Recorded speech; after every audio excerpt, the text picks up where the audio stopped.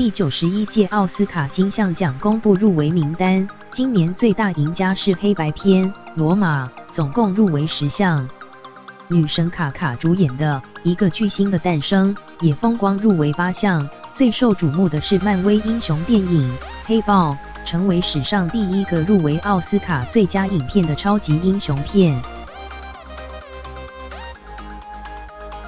漫威超级英雄电影《黑豹》在创下13亿美金票房佳绩，更打破纪录，成为史上第1个入围奥斯卡最佳影片的超级英雄电影。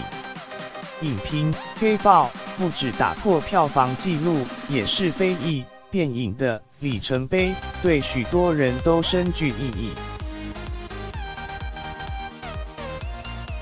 除了超级英雄，2部以音乐为主的电影也是最佳影片大黑马。波西米亚狂想曲入围5项，一个巨星的诞生也入围8项，包括最佳电影、最佳男女主角及最佳原创歌曲。布莱德利·库珀能演能唱，第1次当导演就交出好成绩。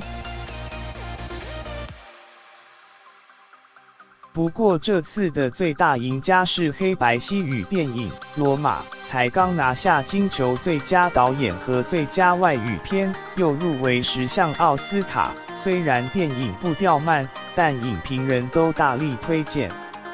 影评：这是我心目中最棒电影。电影步调很慢，以细腻艺术的手法拍摄，但电影后半部分进入高潮，所以我都跟大家说要撑着，这真的是很美的电影。